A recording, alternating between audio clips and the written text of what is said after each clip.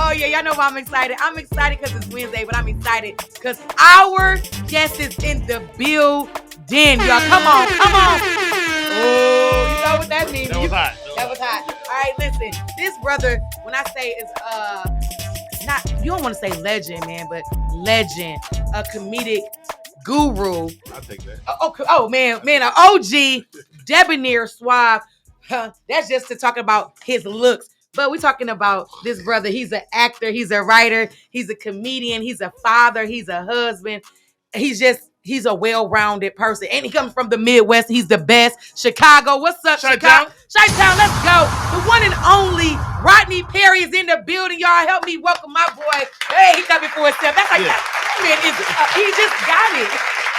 Welcome, Rodney, to Two Lives with Kelly Kellz. Jordan is not here today. Jordan is busy. Jordan is booked and busy. He thinks he's better than me because he's not here. He's not. But we got to really... we like him, though. We like Jordan, and we happy that you're here, man. Yeah. I know Jordan wish he could be here, but since you're here, I just want to say thank you. Thank you for your contribution to comedy. Okay. Thank you for your contribution to the younger comedians, and thank you to your contribution to the older comedians so they can see how it's done. If you're not on my live right now, if you are not watching us live, this brother walked in here dressed to the T, man. I'm talking about 3-piece suit. The fedora is so exclusive. I said, man, I got this turban on looking like, yeah. What it look like? Yeah. I said, damn, man, if I knew we was dressing up like that, boy, I had this little prom dress on. I got this hat going like, ooh. Rodney, how you feeling today, man? I'm feeling great, man. Rested. My wife was out of town. So I've been in the house by myself for 3 days. I don't know how to act. I'm just going to tell you, Kelly. Tell me. I done almost jacked myself to death. Yeah, because that is the best in all the comedians. I'm out of all lotion. I ain't got no lotion. I ain't got no dishwashing liquid. And I use up all the Tide Pods. Oh, my. You bust open the Tide Pod. Do you understand she going to kill you? She know damn well you don't wash clothes. That is a fact. Because you know what? Women count Tide Pods. Those are too expensive not to count. Yes. Listen, Rodney. When I just saw you, let me just tell y'all this. I got to just give him a brief story of how this brother is just amazing. Me and my husband, late night, on some let's have a date night, out and about in the world. Guess who we run into in the middle of the night? This brother doing some real life family stuff, getting pizza and food for the kids. And me and James over here, toe up, boy. I'm talking about Hennessy down. And Rodney, we see Rodney at the restaurant. Where we at? Chicago Pizza. Yeah. I scream his name as if we are in an empathy. Across the room. I said, who called him? Hot Rod! I screamed it because I want you to know it's me. Rodney! I don't know why. It was like, hey, Kelly Kellz. That brother come over and we eat, he sit with us, his food come, and he blessed us. It was just a blessing to hang out with you.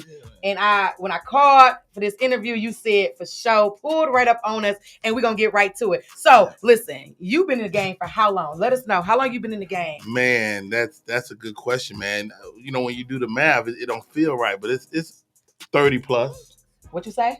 30 years. As you should. Come on, Tsunami. Now, Tsunami is going to give us the sound effect. That deserves. Oh, yeah, she killed that. She killed that. 30 plus years. Yeah, man. Do you understand people don't do nothing for 30 days? It takes 30 days to form a habit. And that's why I'm thick.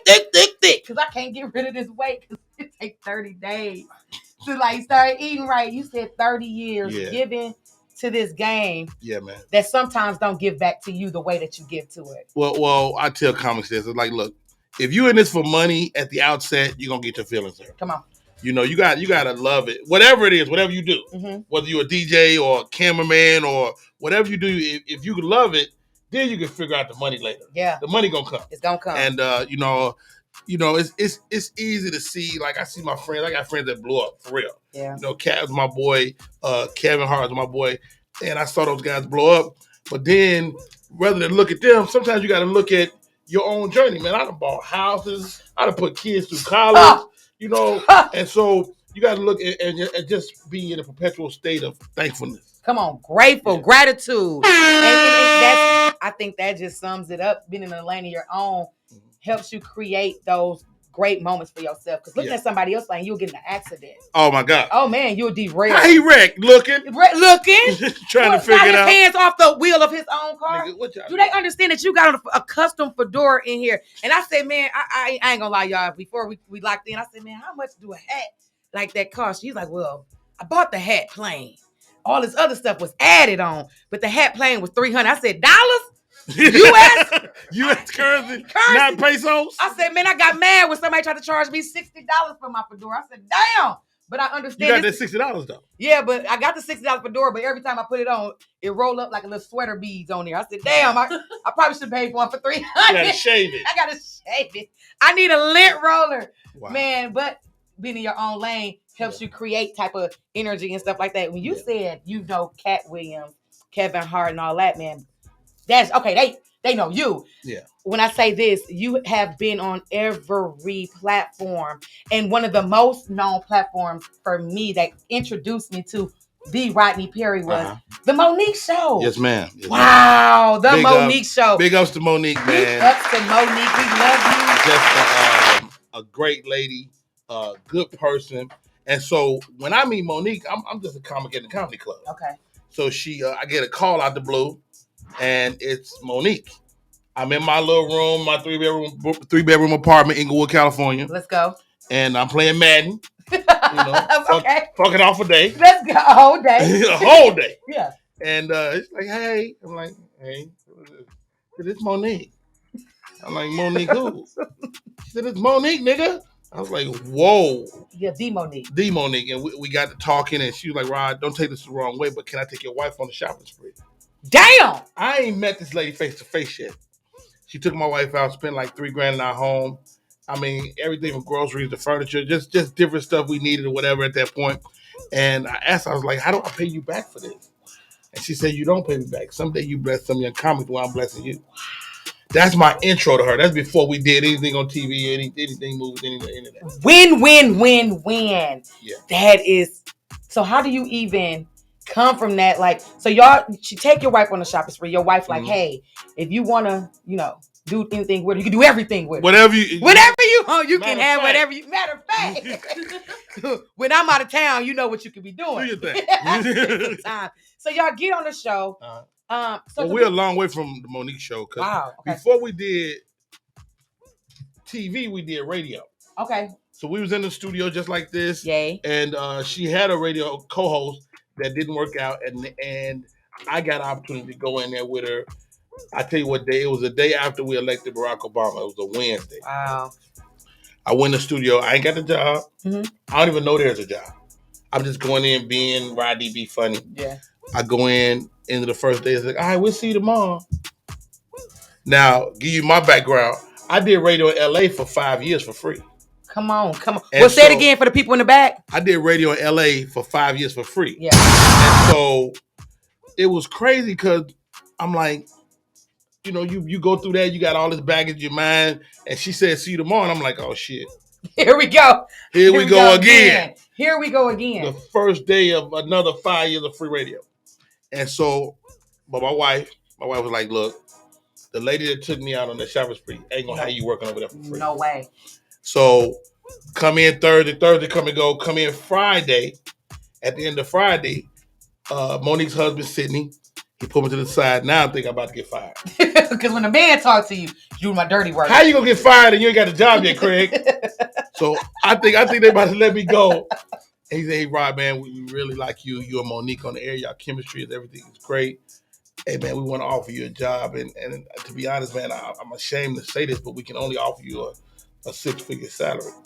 Rodney, right now I knocked everything off this damn count. I almost flipped it over myself. Flipped it. What? You said, come on, man. Alignment. Waiting your time in your own lane. Okay. Such a blessing, man. Such a blessing. And we do that. But how about this? The show ended in like 3 months. So we do that. We get into the spring. Monique looked at me and said, Rodney, bigger and better things are coming. Yes, they are.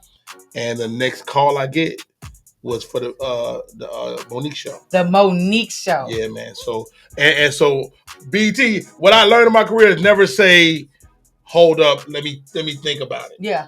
So BT called, Rodney, can you relocate to Atlanta? Yep.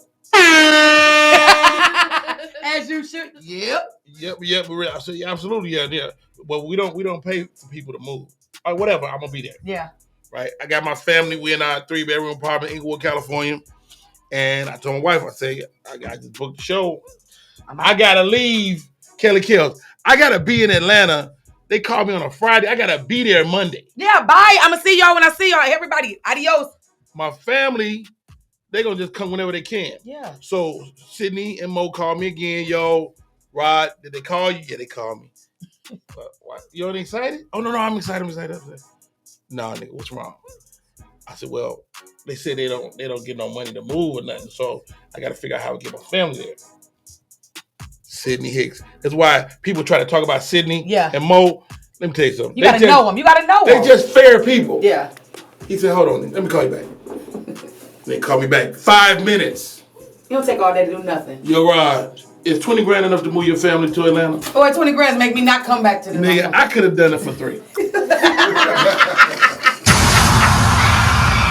A U-Haul is 3. I would have just got a U-Haul. Easily. So big blessing, man. Big blessing. And guess what? And it just catapults you so many different other platforms. I looked at just your resume. So the Monique show was there. Man, you've been on HBO. You've been on Showtime. You've been on Stars. Bounce. The co-host of Who's Got Jokes. Man, I mean, listen, literally. They actually offered me to host that show. Okay. So the people don't know this. Give it to me. So of course, Bill Bellamy became the host ultimately. Yeah. So the producers knew me because I did a show called The Big Black Comedy Show. Okay. So I did a Big Black Comedy Show. Big Black? Same producers. From the Monique show? No, same producers from Who's Got Jokes. Yeah, okay. So Ralph Farquhar and some other people, they liked me already. Right? So they like Rodney Perry, and so they came to me. Bill had turned the job down. Yeah. Bill was like, I don't want to do that little TV one at a time. Okay. Yeah, y'all can have that. They come to me. They go, Rodney, I want you to host this show. Da, da, da. I said, you know what, man? Let me think about it. Which is the reason I never think about shit. No. Exactly. I'm like, damn, you just started off. Let me think about it. By the next day, Billy came back and said he'll do it. As he should. And they came back to me. They're like, Rod, we still want you to be a part of the show. Bill came back. We gonna have him host. Tommy Ford was there, rest in peace. Okay. And he was our moral authority. And I became the man on the street. But the lesson in this story is that you got to understand how to produce yourself. Because they wanted me, they liked me, but they didn't know what I was going to do. Yeah. They didn't know what my job was going to be. Like, you got all these people, everybody got a job, but you got to find your own lane. Yeah. You got to. So, first show, Kelly Kellz, we had an intro moment. So they would go, ladies and gentlemen, Rodney Perry, and I was supposed to just walk out and say hi. I come out in my underwear. Rodney, no you didn't. I got some underwear. I got some underwear with some hearts on them. Yeah. And my little robe on. And Bill said, Rodney Perry. I said, Bill, I thought we would start in 30 minutes. Yeah. I thought I had time today. I had time. Rodney Perry, man, you stupid, man. The place broke up. And before the end of the show, that was a moment in every show. I came out. They wanted to get me to come out with a lion. We was in Vegas. Ooh. I said, I'm not doing no damn. I'm not doing no. Because dude just got his throat ate out by a lion. You know what? I'm done. Like, I'm not about to let y'all Siegfried me. So they came out with a cat. They was supposed to be a house cat, but this cat was a fucking big ass cat. Yeah. And so I said, Rodney, just try it. I'm holding this cat. The cat ripped my shirt off. Ooh. I said, I can't do this, man. Bill Bellamy said, Rodney, if you let the niggas talk you into coming out with a lion, they're going to be talking about your ass for 100 years, how stupid you were. Yeah. And I didn't do it. But we ended up doing like the Martin Lawrence bit with the fake cat. Yeah, that's hilarious. Yeah. So, and I think that even talking to you, lesson after lesson you learning, man, staying in your lane, not passing anything, but seizing the moment, right? Yes, absolutely. Seize the moment because you never Life is about moments. Life is about moments that you never get back or you never can recreate. Very true. Oh, man, speaking of recreating, you left Chicago. So you didn't start your comedy career in Chicago because I'm not a Chicago comic. Okay, not a Chicago comic because that's a thing. Yeah. And people need to know being a Chicago comic is a thing, just like being an Atlanta comic is a thing. Being an LA comic is a thing. Now even being a what? Who else has a big market? Texas. I mean, it's just different markets, but we talking about Chicago, New York, LA, and Atlanta. These are markets that when people go to, it kind of like defines them. What was your defining moment in comedy? Well, that's a great question, but okay, so go back when you want to go back. I'm gonna give it to you. I'll be gone, man. I'm gonna give it to you, cause Chicago definitely shaped me. Okay. You know, the Midwest, it's something about the Midwest that we the best. Can we check on that? Let's check on that. So Chicago definitely shaped me, and so I hit TV, Comic View stuff like that. And it was like for Chicago, Rodney Perry. All the Chicago comics were like, who the fuck is that dude? You know, they was really like, who is this dude? Ain't one of us. And so it was very important to me that I get my respect from the Chicago comics. As you should. Know, and so when I would pull up in Chicago, I had a big old chip on my shoulder. I was coming to that motherfucker trying to destroy every nigga. Fuck him, it's a chopper. Yeah, okay, I don't know. I would have been right there too. Like, this is Rodney Perry, bitch. Okay, I love me some Kelly Kellz. So I had that chip on my shoulder, and it still took some time, you know, being on different that they began to claim me. But real deal, the city that really I grew up in first was New Orleans because I was in the Navy. Oh yeah, shout out to the Navy. I was stationed in New Orleans. Okay.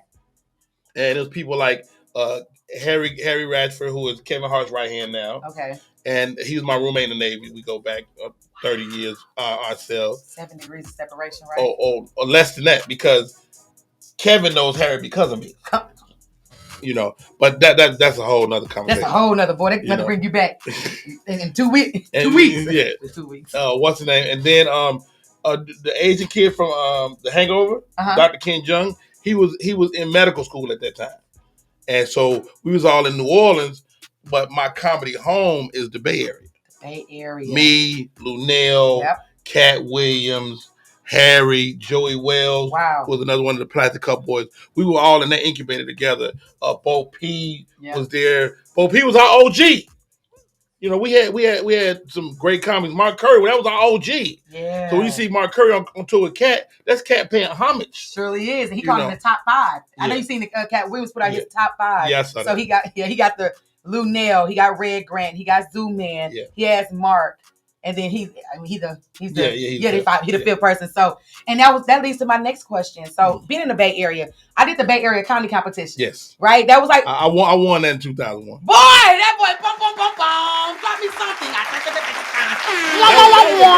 was a big deal. And that's what I was gonna say. I went there with the intentions I'm going to win it all. You have to. You can't go with no less intentions, and you don't have to win, but you go with the intention to win. And I won because the connections I make, my class of comedians, all of us are still popping. All of us are popping. Yes. And we knew we were going to pop when we saw each other, right? You got to meet your peers. You have to. So where else can you meet your peers except for a competition like that? Comedy competition, and shout out to Hope Flood with the Comics Rock Convention that initially started off for females who needed a platform. But just like you men, y'all always want to bust in and what we got. That is a fact. So she's definitely opened it up to all the comedians. And I was actually, I had the privilege of this year's convention being able to introduce the internet sensation of the year and performing. Wow. I've never actually been to the convention as a comic because I've always been booked. Thank you, God. Yeah. But I was chosen by Hope Love, who is one of those people that has those names like Lunell that people say, hey, when she put a stamp of approval on you, it's real. It's real. Yeah. Not only do we want you to present one time, we're going to bring you back again and throw you on that stage. So I understand. And you had a fantastic set. Thank you so much. I got to sit there and watch it. Thank you. You look good, right? It ain't no hard, it ain't an easy room either because it's a room full of comics. Yeah, absolutely. And so, you came out and did your thug thing. Yeah, I think. GD, right? They don't let the GDs go. GD, they better know. They let the GDs through the door. So you in the Bay Area. Mm-hmm. Was comedy your first choice? So you leaving the Navy. You're in the Navy. Mm-hmm. What was your profession before you actually got into comedy? What was your thing that said, oh man, I gotta do comedy because this ain't working? No, I mean, I was literally doing comedy probably in 2nd grade. Man, come on, give me some. I used to get in trouble too. I had a teacher that would let me tell jokes at the end of the day if I shut up. No BS. Miss Larson. Mr. Thompson. I love her. Mr. Thompson, yep. If you shut your ass I'm up. Cry. If you shut up, and a lot of comics have that similar story, but it's one thing to want to be a comedian. It's another thing for it to be a business. It don't become a business till much later down the line. Much later down the line. So I joined the Navy because I had a baby coming. Oh, smart. You know, my mother was taking care of me at the time, 18, 19 years old. And I was like, I can't have my mother taking care of me and mine. Mm-hmm. So I joined the Navy. Great decision. I got medical and dental for my baby, able to raise my baby, my oldest daughter, who's 32 now. Oh, wow. And it was just a good thing. But the comedy was always operating in the background. You know, you got a computer, you know, there's always something operating in the background. Yeah. Comedy was never gone. And 1998, I packed up my family and we moved to LA to pursue it. Wow. Yeah. So, you know what? We're going to pause right here because I just want to get to some music. I want to get a chance to get into that story because packing up and leaving is, you know what, you play too much. This fool just pause. We're going to take a pause. We're going to take a break. Because my people love my DJ Tsunami be going so hard. I do not want to keep people waiting. But listen, this interview is dope. Y'all make sure y'all stay locked in. Okay, tuned in. It's True Lies with Kelly Kellz. I got my big brother Rodney Perry in the building. We getting exclusive. So y'all make sure. This whole thing I said was lies too. I made it all up. Oh, there's some truth in it somewhere, somehow. Man, y'all stay locked in at b100radio.com. Let's go. Oh, straightening. Oh, when he said, listen, this is my part right here. Don't none get straightened, let's straightening. Don't none get straightened, let's straightening. Don't none get straightened, let's straightening. Don't none get straightened, let's straighten. Don't none get straightened, let's we straighten this out. We ain't moving forward. Don't none get straightened, let's straighten. Why that voice? Because don't none get straightened, let's straightening. That's my ad-lib voice. What's up, y'all? We're back. It's your girl, Kelly Kellz. Y'all locked in with me each and every Wednesday, 6 to 8. True Lies on b100radio.com. B100. Listen, I am Tsunami. Listen, if you're going to hear a dope sound effect, just know my DJ is better than your DJ. DJ Tsunami. She knew it. Oh, she make me laugh. I laugh ugly when she play it too. I smile like it's my name. We got my cousin Kurt over here on the production side. Listen, when you're going to have a radio show and you get to bring in guests, why not bring in the best? We got the one, the only Rodney Perry is in the building. Ooh, debonair. Rodney, listen, our off-air, man, conversations be lit, but we tuning in, we tapping in on some really good conversations, and I truly appreciate the leverage that you just given to this whole situation, man, the good and the bad. And we're talking about, before we got off of here, we talked about like just staying in your lane and game changers and things like that. I feel like being in the game 30 years, you have seen things transition in so many different ways, right? Yeah. From comics to how they have to approach comedy clubs, from comedians how they have to approach TV. Now we're dealing with this thing called the internet. Yeah. I got a segment that I like to call the game changer. We could call it social media madness. Today I'm highlighting a guy who came in, and I call him my friend because he gave me an opportunity. He's talking about Monique and all these different people that really give you opportunities when you don't even see them coming, when you in your own lane. Country Wayne is the game changer for today. That brother has literally come into the game as a YouTube internet sensation in 2014. Just happened to do it, doing crazy dances and stuff like that, and gained the attention of the viral world. Yes. Yeah. Man, took that and created storyline after storyline, character after character, and to the point that where people are wanting to come and be on his platform. He just recently produced the EP with Zaytoven. Wow. A EP. A whole EP. Well, he was actually in the music before he did anything. He surely was. So it came full circle. But it lets you know that.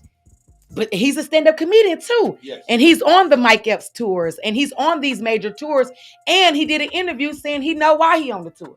Okay. He's a ticket seller, right? And Mike Epps said, bottom line. Bottom line is a good word. Mike said, absolutely. But he's also talented. You've been in the game 30 years. How has it transitioned for you? Because now we don't have to go to these clubs. These clubs are coming to us. We on the internet. What's your thoughts on that? Well, here goes, man. Shouts out to Country Wayne. Yeah. Shouts out to yourself. Thank you. You and Jordan, what y'all are doing. Shouts out to people like Desi Banks. Desi. I really like the direction that the game is going. Like Country Wayne, when he first hit the scene, everybody was like, "Yo, he ain't no comic, this and that." But what you have to do is keep watching the guy. Keep watching him. You keep watching the guy. 5 years later, he's still selling tickets. Come on. He's still going out. And how about this? If you tell jokes, you'll figure it out. Yeah. I was an open micer. Mm-hmm. He just got to be an open micer in front of people that liked him. Loved him. So can you imagine your first time doing whatever you was doing, that you had an audience? Well, just imagine this, your first time. Let's think about open micers. When we go to open mic, we used to bring what? Our cousins, our family, our friends, because they made you feel comfortable. Right. Here it is. You're an open micer. You're getting paid to perform. And this audience is here for you. Yeah. And so I think it's great. And how about this? It's a brand new audience. Yeah. Like a lot of the old comics, like, man, they come here taking our audience. I'm like, no, he's not. Not at all. He done brought some people that ain't never seen comedy live. Yep. You know, so Wayne is an anomaly. And then I tell guys like this.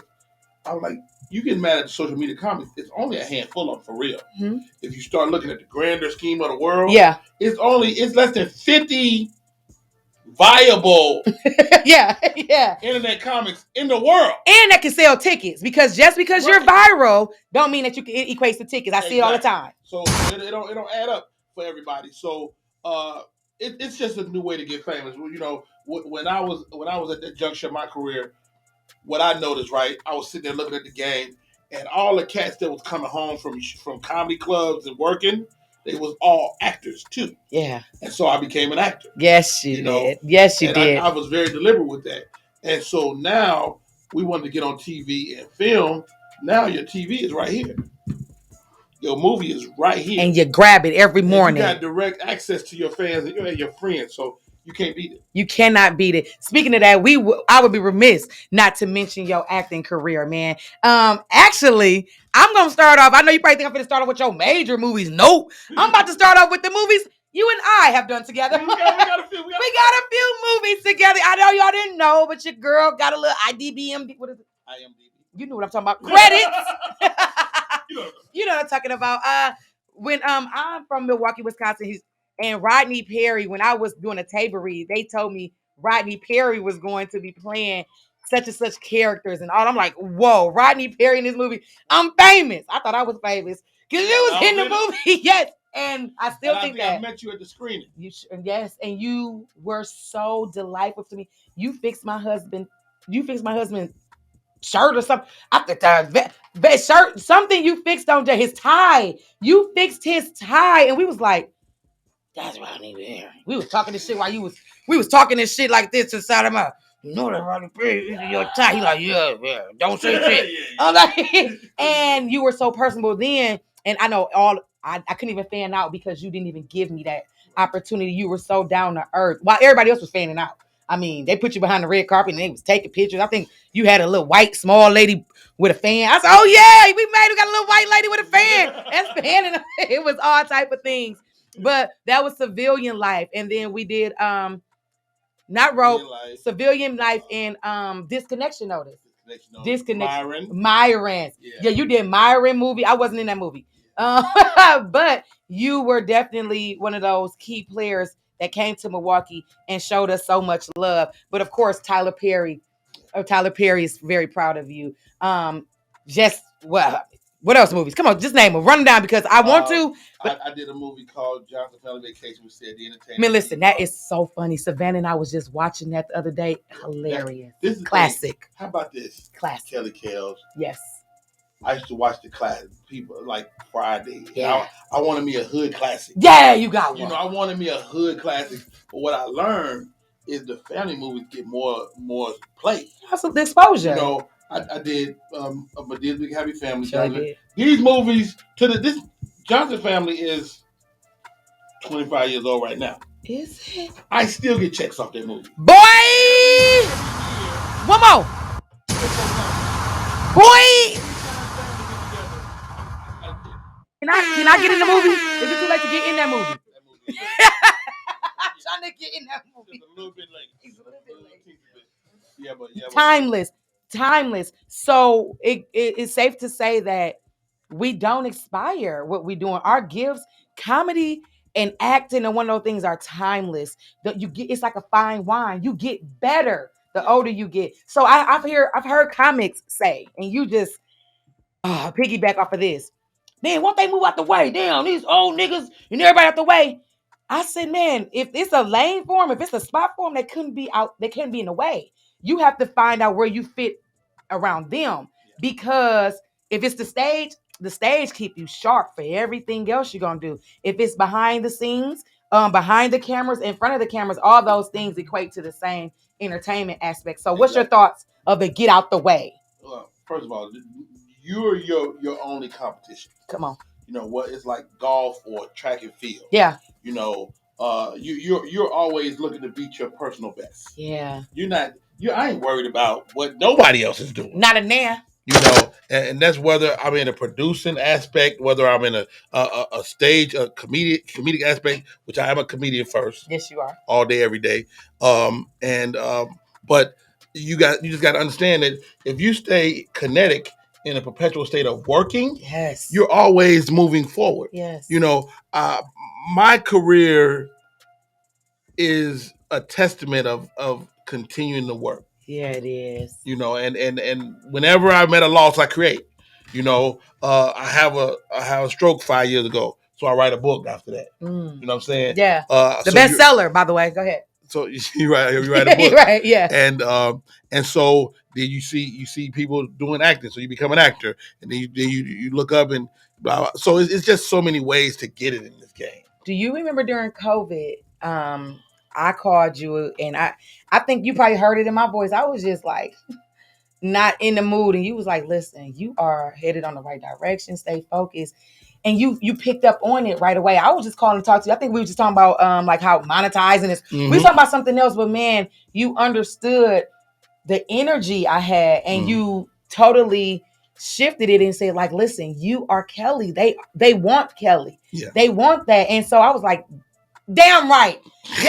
Stick to the course. Not that I was going to be off of it, but you know, it's sometimes we need a pep talk. We need a pep talk. We all need a pep talk. We need a pep talk. And speaking of pep talks, man, listen, dead or alive, who is it somebody that you want to work with? Like that could pep you up, dead or alive. Wow. Who is it somebody that you can pep you up? You'll be like, oh, shit, if I can work with them, I'm good. I'm a huge Don Cheadle fan. Don Cheadle, okay. You know, I'm a huge Don Cheadle fan. He's one of the best actors walking around, in my opinion. Okay. I like him. I would love to be in a project with him. Of course, Denzel is the GOAT. Let's go. I got an opportunity to work with my comedic idol, Eddie Murphy, last year, and that was unreal. And then it's my contemporaries. You know, I would like to do a film, like an ensemble piece with all of us. You know, the D. Ray Davises of the world, Corey Holcomb, Rodney Perry, Cat Williams, Kevin Hart. Yeah. You know what I'm saying? Wow. An Ocean's 11 type movie. Boy. With all of us. Kelly Kellz in that mud. Boy, I was waiting on my name. I didn't want to say shit, but I said, damn, when he gonna say my name? But, yeah. It's my show. Yeah, no, but listen, when you just said that put chills up my arm, because those are the Fridays. Those are the house parties. Those are the movies when we saw all of our favorites. Yes. Even becoming. But these people y'all already on. To do that shit would blow the minds of people. And that requires somebody like you. Listen. Listen, hear me out. Yeah. It has to be a neutral person that everybody love and respect, and there's no big ego in it, right? Because a lot of people get in the way of it. Their ego stop them from their things. Yeah, you are this person that I could probably get that done. Hell yeah, you can get that. You got okay. So everybody fuck with me. You got me. That's what I'm telling you. But you got me for sure, and then me. I don't fuck me, and then. I'm down. And me. And then me. You got me. You got me. And then that make us. That make us. And then we got you. Because it's black men. We know I am a woman that love black men. I understand. Well, I'm black as they come. It's chocolate drop, okay? And I understand that a black man is such a commodity. A black man is the leader. Women are leaders too, but we're talking about the strength of a black man, and he's strong and confident in what he's doing. It get moves are made. Speaking of that, Killer Mike is one of those people that's making a move right now that's so fucking lit. This brother is trying to close the gap between Black families and the rest of the world. He has a digital bank that he's starting that's going to teach everybody about economic wealth, financial freedom, and things of that. But that's along the lines of the Rick Ross, who's teaching wealth, along the lines of the David Banners, of the Master P's. And these are people that, when you mention those names, Rodney Perry is a name that can be like, okay, because shit, that's what we're doing. We're teaching. We're giving the knowledge. Your hand is not just open to receive. Your hand is open so people can pick out what they need to be successful. Well said. And I think like that shit is just brilliant. That is brilliant.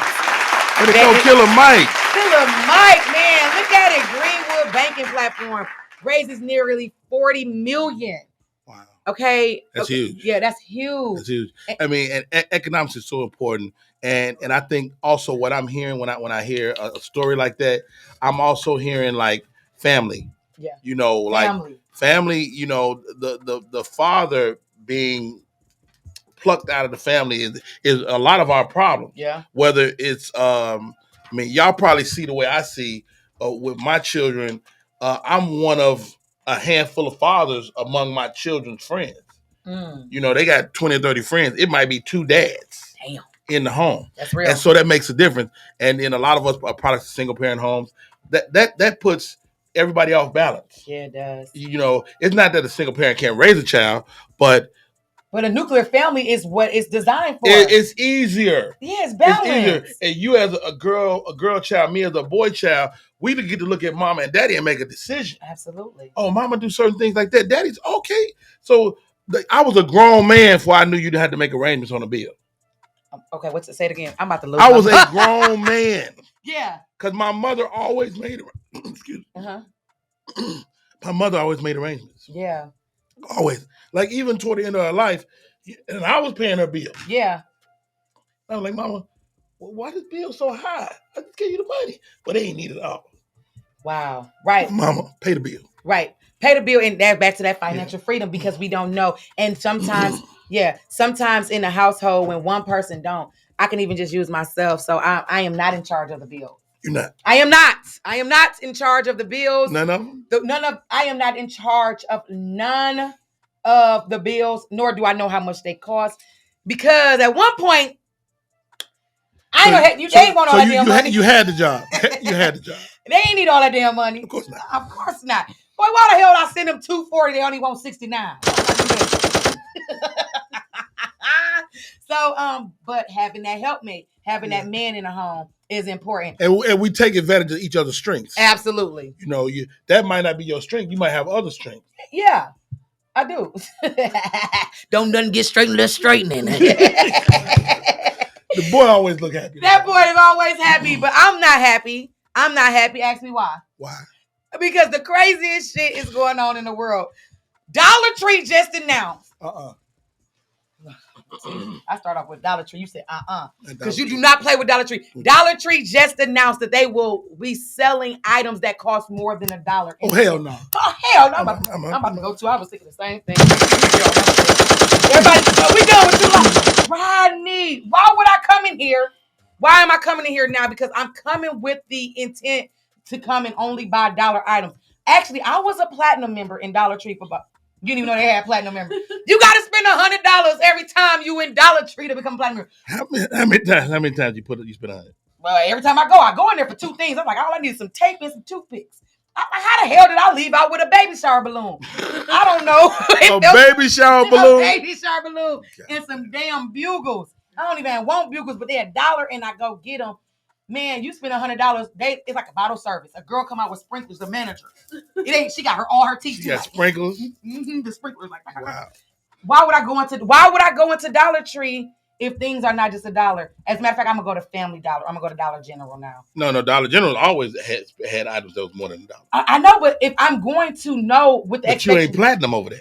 That is true, but man, more than $1. What are they doing? Because sometimes you can get 2 birthday cards for $1. People think they extra important. You get 2 cards. That's why I be getting a bunch of cards. Yeah, when they don't say Hallmark, boy, for sure they came from the Dollar Tree. So, but because I'm a person, I'm a saver. I'm an investor and I'm a saver. Okay. Give me a tip. Give me a hot tip. A hot tip. What you mean? Tell me about hot tip, like investment. Bitcoin. I was just saying about Bitcoin. I mean, I was doing Forex, man. Oh, you was doing Forex? Yeah, I was doing Forex, but now I just so you be up at 4 o'clock in the morning? No, I got people who do it for me. They go ahead and like, don't nothing get straightened, let's straighten it. I do that. But I get the money, but I get the tips and the advancements. Got it. But I understand the importance of it. Oh yeah, absolutely. Yeah, I just don't have the time to get up at 4 in the morning because you absolutely had the time. I don't want to get up at 4. There we go. There we go. In the morning.